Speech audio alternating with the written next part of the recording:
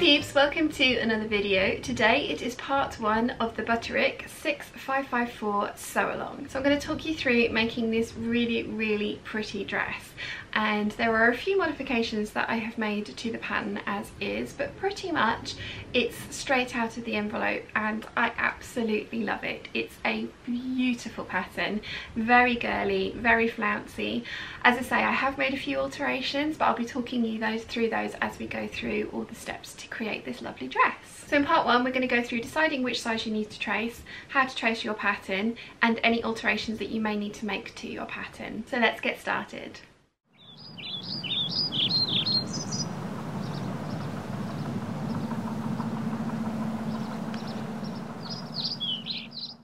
For this tutorial, you're going to need your pattern, your fabric. I actually have 5 meters of this, which is more than the pattern requires, but I am cutting out double flounces throughout the pattern, so if you would like to follow along with me, you will need probably around about 2 meters more than the pattern suggests. Matching bias binding, matching thread, a soft tape measure, a French curve, scissors, point turner, friction pen or marking tool of your choice, pins, a pencil, lightweight interfacing. You're also going to need an iron, an ironing board, tracing paper and a sewing machine, all of which are too large to go on this surface. Okay, so according to the pattern envelope, I should be doing a size 16 for the bust, I'm a 27-inch waist now, so between a 12 and a 14 for the waist, and then a size 20 for the hips. I have the smaller size range because I think that they've built a lot of ease into this. At least I hope they have. So I'm going to have a look at the actual pattern pieces once I get the tissue paper ironed, and that is going to be the first thing that I do, is iron the tissue paper. The second thing that I'm going to do is go through these pattern pieces and just make a list of all the actual pieces that I need to trace so that I can tick it off as I have done them, so I don't forget anything.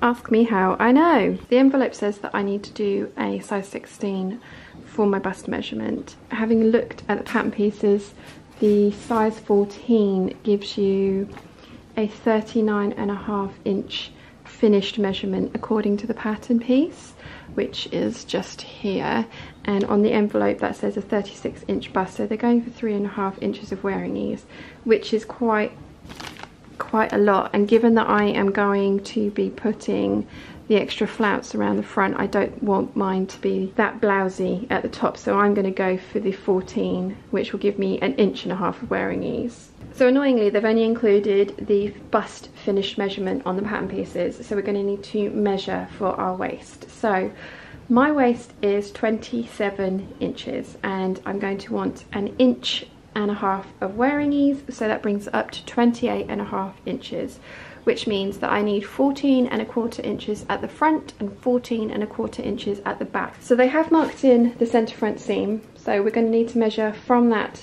to the side seam, and also the same with the back portion. I want 14.25 inches for the front piece, so I need to halve that again because we're only measuring half of that front, so that is going to be 7 1/8 inches. You need to bear in mind that there is 5/8 inch seam allowance on this side, and if it helps you, you can mark it in. So I want 7 1/8 inches. So there's the waistline there, so we're going to measure from the waistline and want 7 1/8 inches, but we also need to take into account the 5/8 inch seam allowance. So there's 1, 2, 3, 4, 5. So I'm going to want to do the size 10 at the waist. Yes, size 10 at the waist for me. So we want to apply the same method for the back. So there's the waistline marked on. So we want, for me, I want 7 1/8 inches. So that's there, and then I need to add 1, 2, 3, 4, 5/8 inches for the seam allowance, and yeah, size 10. So I'm going to do a size 10 at the waist. Okay, so the design of this skirt is fairly free around the hips, but I am going to err on the side of caution because technically I should be doing a size 20, and I'm going to go for the largest pattern size available, which is the size 14 in this pattern bundle, and fingers crossed that will work. If not, I'm going to need to add in some extra inches to the side. They do have the finished hip measurements printed on the pattern. The size 14 is finished measurement of 51.5 inches, which I think is going to be more than enough for my 43-inch hips. So yes, I'm going to go for that one. So now that I've worked out what sizes I'm going to be tracing, I am going to work my way through and trace off all the pieces. So as soon as I've traced off pattern piece number 13, I will cross it off on this, and that means that I keep up to date with which ones I still have to do, which ones I've done, and I don't miss any off. At least that's the theory. Again, ask me how I know. Right, I need to add an inch of length to the bodice of this dress. It's just a standard alteration that I need to do. So the lengthen and shorten lines are here, and the one thing you want to make sure that you've done is that there is a line that crosses the lengthen and shorten lines perpendicular, so there's a straight line going right the way through, and that will help you match up your pattern pieces accurately once you've cut them apart to add the extra length in. So I'm going to add in an inch of length, and I need to do it to the front and the back bodice, so I'm going to do that now. Okay, so I've drawn two lines that are an inch apart, and then I've put a perpendicular line through them at a right angle so that I can match up my pattern pieces. So the next thing that I need to do is cut my pattern piece in half along the lengthen and shorten line. So I've cut my pattern pieces apart, and this is where that perpendicular line comes into play. So I've lined up the bottom of my pattern piece along the first line that I drew in my 1 inch box or line, and I have lined up the centre front line with the perpendicular line that I've drawn through the box, and then I'm going to do the same with the top part of the pattern piece. Line that up, so that way I know that the pattern is perfectly aligned, and then we're going to even out the side seams. So I'm going to stick this down, and then we're going to work on the edges. Okay, so once everything's stuck down, you can see that the lines have gotten quite jagged, and that's the original and that's the original. So what we want to do is make a smooth line between the two, and this means I'm going to be chopping off some of the excess here and then some of the excess here, because we can't draw down from there to there, because that would then increase the seam allowance, because that's what this little notch here is, the seam allowance and the waistline, so we don't want to do that. And again, we don't want to increase the waistline, so just make a smooth line from the top down to the bottom. So that's where I'm going to cut on that one, and I'm going to start right up there and trim off all of that down to there. So I'm going to do exactly the same thing for the back panel, and then I'm also going to lengthen the facing for the front panel. And you need to remember to do this as well, because if you've added length to the front of the bodice, you're going to need to add length to the facing of the bodice. And there is actually a lengthen and shorten line on that pattern piece, which is great because some of them don't have that. Okay, so the straight line through the pattern piece is not going to work with this, because if I lined the straight lines up, that's off at the squiff. So I've stuck the bottom piece down, and then I have taken my French curve and I have used the straight edge, and I have made a line that I can then line this piece up with, like that, and then I'll obviously do it a lot straighter than that, stick it down, join the other side, cut that out. So that's the way you're going to do that one. There we go, we've got the length that I needed added to all three of the bodice pieces. The only other alteration that I've made is to the skirt back.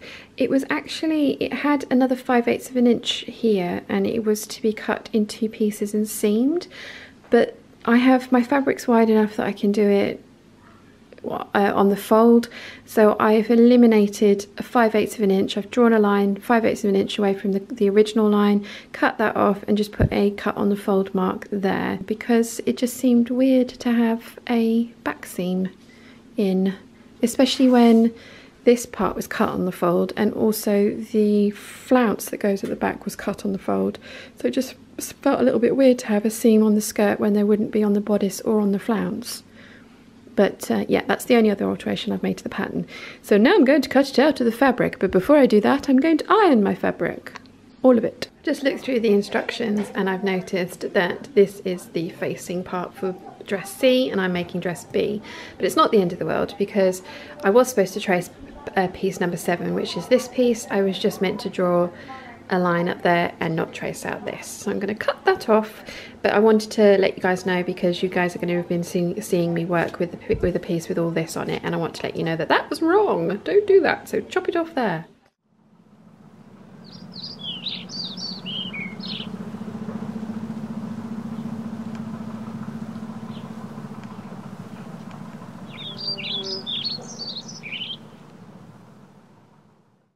I get asked this a lot, why do I trace my patterns? Because they are expensive, and I would like to preserve the original pattern for as long as possible, and I am actually currently losing weight, so I would like to be able to trace smaller sizes in the future if I come to make this dress again, which I definitely will be because I absolutely love it. So for me personally, I like to trace all of my patterns to preserve the originals so that I can use them time and again into the future. Once you've traced your pattern and made all those alterations, you then need to cut out your fabric. Now, I have differed from the pattern in a few different places. Firstly, I have actually cut out 2 of the long ties and none of the short ties, and this is because I prefer my wrap dresses to wrap all the way around rather than tie on one side, and I find that that just gives you a better fit. Now, you can even possibly make these ties even longer. Currently, I have to tie them at the front of the dress, which for me I actually prefer because I don't like tying a wrap dress with a knot in the back, and then when I'm sitting down I find that quite uncomfortable to sit against. So I have mine tied in a knot at the front here. If you would like to be able to tie yours at the back, you will need to lengthen your long tie pieces. So cut 2 of the long tie pieces and none of the short tie pieces. And the next thing to note when cutting out is that I actually shortened the sleeves by 2 inches.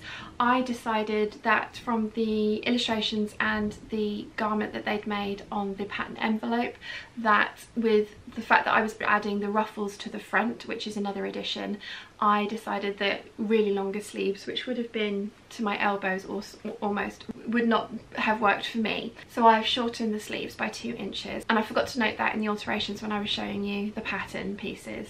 The other change that I decided to make was that I was going to cut out double the amount of flounces because I wanted to sew them together along the long edges, which means that they're a double layer, so you see the right side of the material on both sides of the flounce.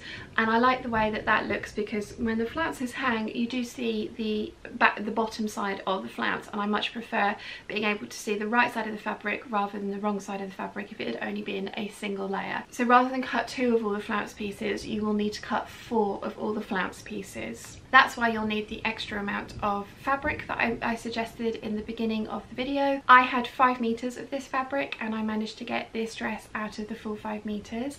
The other thing to note is that I am 5'8" tall, and I have lengthened the bodice by 1 inch, but I have not lengthened the skirt at all. It is a long skirt, so that might be something else that you want to take into consideration, because once you've got the skirt and the flounce on there, it's touching my ankles.